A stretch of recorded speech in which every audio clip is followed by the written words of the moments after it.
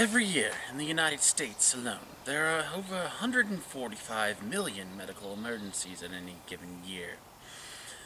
Now, unfortunately, once a medical emergency starts to happen, there's not much you can do to stop it.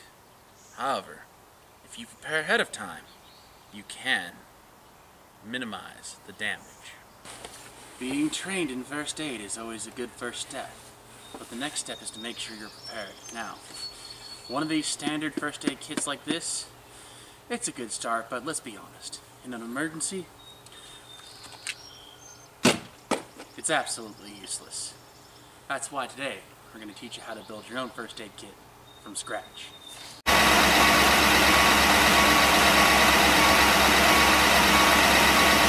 Ninja Paramedic Guy, Ninja Paramedic Guy, Ninja Paramedic Guy. Medics rule.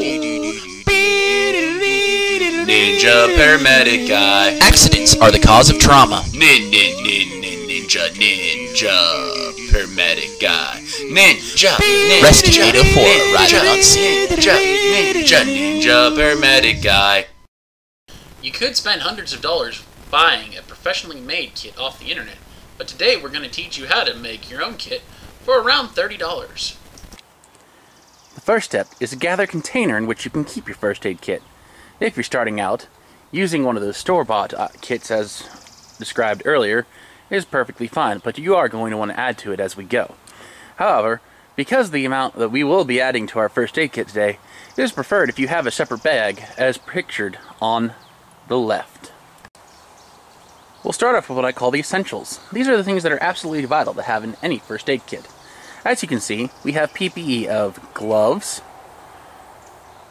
eye protection, and then we of course have our emergency equipment such as shears for cutting away clothing, pocket mask in case of CPR, and an emergency tourniquet in case of uncontrolled bleeding. Additionally, with this step, I like to go ahead and throw in splinting materials, because you can never have enough splinting materials. After adding those basic supplies in, we'll add the heat emergency supplies. So this will be anything used to treat heat stroke, heat exhaustion, anything like that. So typically what you'll need is 1 to 2 cold packs, as well as a bottle of water. An important side note, having bags gives you an advantage of having multiple pockets in which to organize your stuff in. As shown here, I have placed the ice packs, water bottles, as well as goggles and CPR mask in this pocket. Next we move on to what I like to call the major trauma supplies. As you can see, we have a giant bulk dressing in case of large scale trauma, multiple 5x9 abdominal dressings in case of severe bleeding, as well as 4x4s and 3x3s. A note when it comes to doing gauze pads, I would not go below 3x3 as 2x2s tend to be less useful than 4x4s, and you can always make a 4x4 smaller if you need to. Next, we move on to what I like to call the dressing and splinting supplies. In addition to the splinting sticks as you saw earlier, this would be where we have things such as Ace Bandages, self-adhesive bandages, rolled gauze to help with dressing, securing, and also immobilizing of joints. Next we have the what I like to call just-in-case category. This includes band-aids and small bandages for minor scrapes, as well as tape. A way to disinfect those wounds with either hydrogen peroxide or rubbing alcohol. We have aspirin in case of chest pain. We have Tylenol in case of fever. Allergy relief in case you're having an allergic reaction. Always call 911, but if you do know that you have allergies, it's always a good idea to carry some Benadryl with you. As well as flashlights for if you're having to do something in the dark. And last but not least, tampons.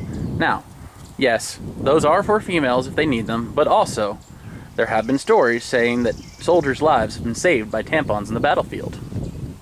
And there you have it, folks. That's everything you'll need for a basic first aid kit. And the best part about it is that all of this can be bought with plenty of extra supplies for later from your local convenience store for no more than $30. Well, that's all the time we have for today. Please remember to like, share, comment, and subscribe. And until next time, see ya.